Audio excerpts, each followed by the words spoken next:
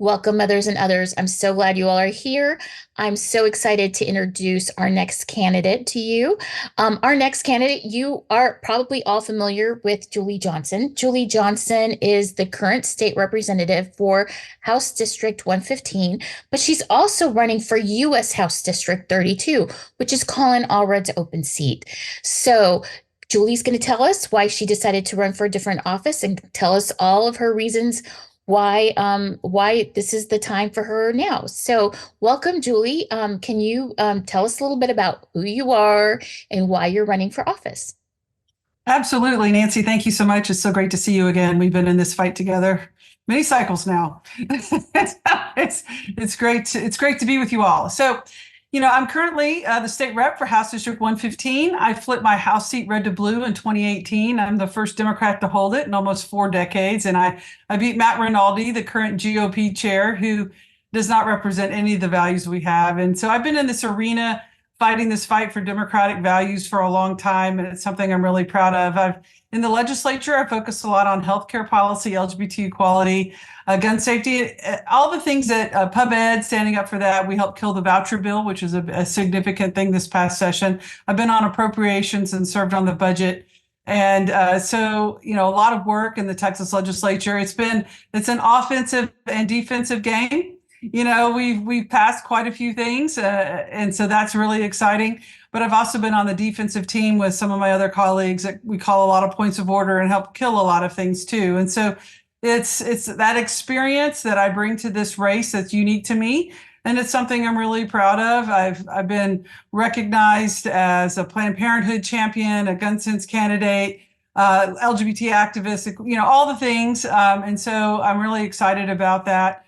And I'm running because I think the Democrats, we have to elevate our bench. We get experience and we move people up to the next level, and we create opportunities for others to come in. And it's one of the reasons why I think we have some good Senate candidates that all have legislative experience. And I think we bring that to the table at the United States Congress. And one of the things that I've learned in the Texas legislature very clearly and acutely is we need federal action.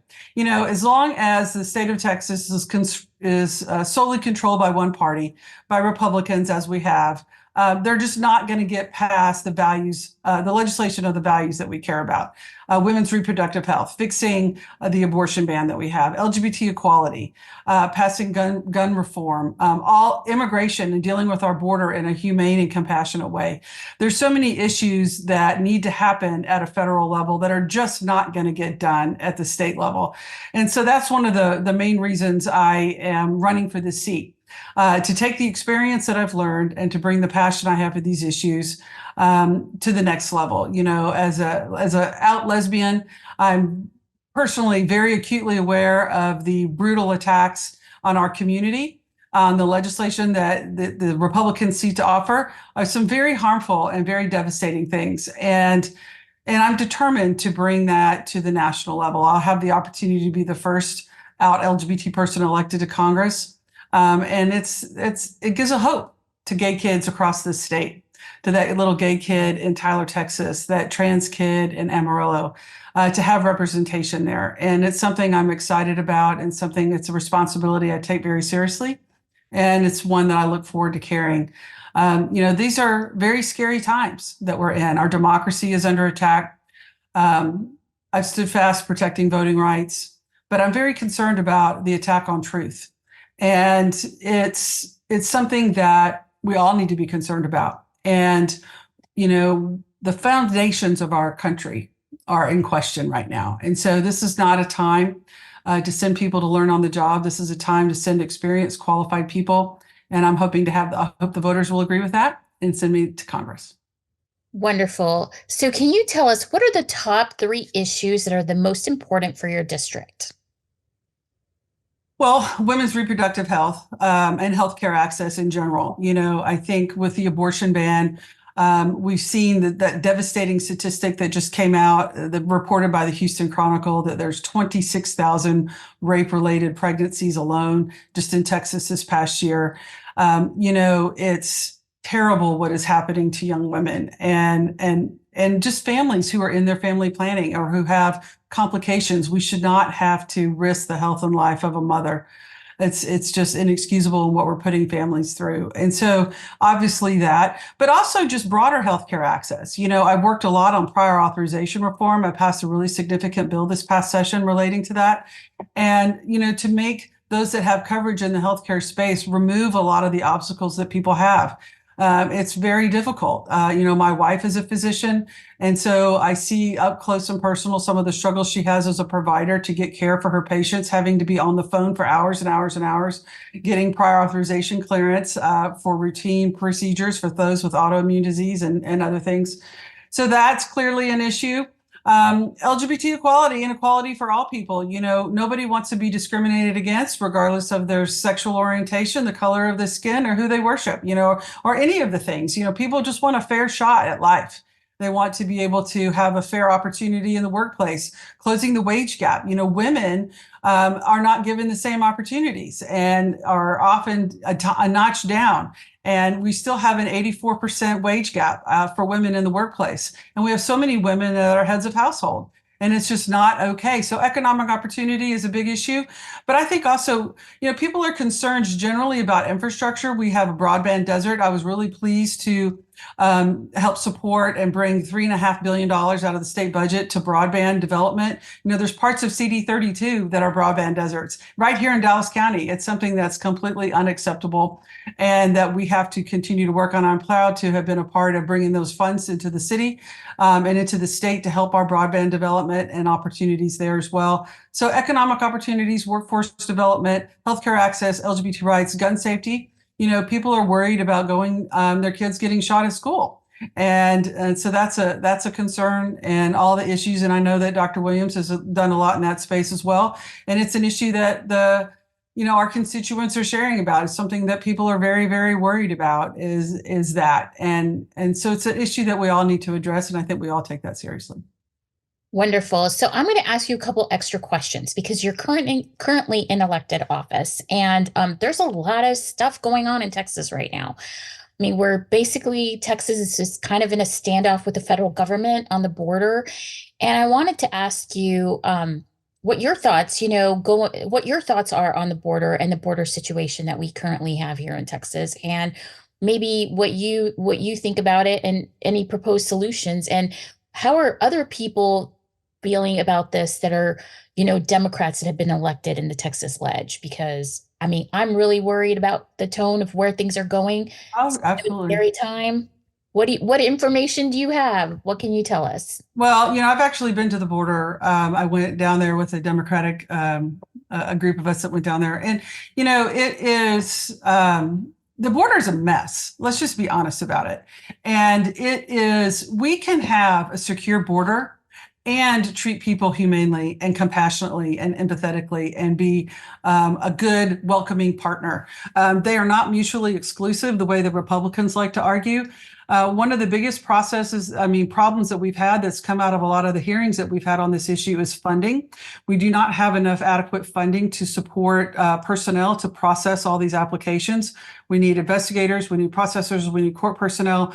The federal government right now is spending $87 million on processing, and it's about a tenth of the monies that we need. We spent $1 billion on this wall. If we would have put that money into processing, we could have really substantially improved the opportunities for people to have their valid asylum claims heard and all the other issues. So that's one issue. We also need to restructure our work permit process. We need to create more opportunities for people to come to this country to work. Every time we go out to eat, there's sections closed because there's not enough workforce. The hospitals are having a critical problem with floor staffage nursing. I'm really proud of the fact that I've been endorsed in this race by the Texas Medical Association and the Hospital Association. And workforce is one of the big issues that we talk about, and that we really do need to open up opportunities for people to work. But we're just critical shortage. So we need to increase work. We need to create safe environments for people to come and work. Our business environment needs that. We are clearly short of workforce on a lot of areas in construction and road development and agriculture and healthcare and services and all kinds of opportunities. But we need to focus on a system that catches the criminals but doesn't punish the cooks. And people need to come here and live. And then I think lastly, we really need to take a good deep dive into our foreign policy to evaluate the root cause of why people are fleeing their homeland. And the United States, I think, needs to do a better job and getting involved in some foreign policy issues relating drug trafficking and the sorts to try to make these hot zones safer to stay and remain. It's a struggle for people who want to leave their homeland. Think of what it has to do to you to turn your child over to somebody you don't know. I mean, think of how desperate your circumstances must be, and that you're not safe. You have no shelter, you have no food, you have no work. We have a lot of climate refugees, and climate change is causing that in our agricultural workers and stuff. So there's just so many issues I think the United States can be a stronger leader on in our foreign policy to try to help address some of these issues as well. Agreed. Agreed. So, also, one of the big news items that happened last week was that we discovered through financial reporting that Greg Abbott got a $6 million bonus from a pro-voucher billionaire. Shocking, right? Pennsylvania. And that is like, it breaks all the records. So the highest donation before that was 3 million to Dan Patrick, and now we have another one that's 6 million, and that's worrisome. The corruption in Texas is worrisome. We're going to see some impact from this very large donation hitting people who are currently running in primaries as well as the fall election. And what are your thoughts about how this is going to impact public education? Well, the attack on public education is real. They're trying to take all the public monies out and privatize it into the big pockets of wealthy Republicans. The same thing that's happened in the prisons. It was a strong fight in pub ed. Both of my parents were public school teachers, and it's a thing, what's happened. And I'm really proud of the fact that the Democrats partnered with some very strong Republicans to stand up for pub ed and kill vouchers. We've killed it time and time and time again.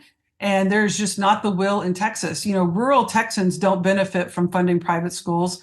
We need to have strong public schools so that everyone has an opportunity. I've consistently voted against vouchers every single time and strong pub ed recommendations. That's why I've always been acknowledged as a Parent PAC champion and a pub ed champion and a raise your hand champion and all the things. But it just shows the corruption of politics. Texas with wide open monies. The rumors was that for $500,000, you can get a 15-minute meeting with Governor Abbott. It's ridiculous. It's so corrupt what's happening down there in terms of the money on the Republican sides in particular. And this is a money grab for Republicans and wealthy people who want to run these business interests of these private schools to just suck the money out of public ed. And it's not okay. It's inexcusable. And this contribution really highlights it. It's the same thing as some of the oil and gas producers like Kelsey Warren, when he gave Governor Abbott $1 million right after the freeze, right after they were raised the reimbursement rates on our electricity system to $9,000 per kilowatt. It was ridiculous, and people had thousands of dollars electric bills. The energy companies profited to the billions of dollars in terms, and then Greg Abbott gets huge $1 million checks. It's just interesting, the timing of it, right? He draws the hard line on vouchers, creating a civil war in the Republican Party over vouchers, and gets a $6 million contribution from somebody that wants vouchers. Shocking. Yeah, shocking. And you can trace all the corruptions every single time something terrible happens in Texas.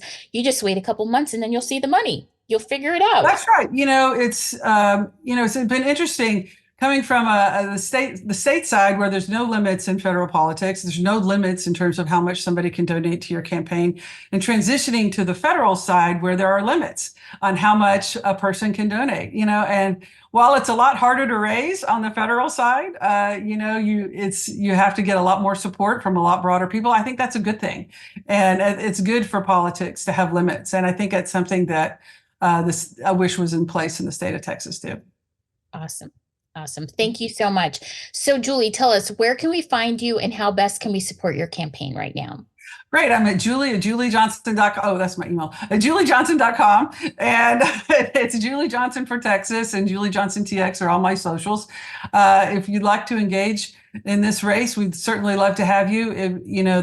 We have a strong base of support and had a great fundraising number this past quarter, and a lot of people are supporting our campaign. We're getting out, we're talking to voters. We'd love to have you join us. And thank you so much, Nancy, for the opportunity to be here and all the work that you do.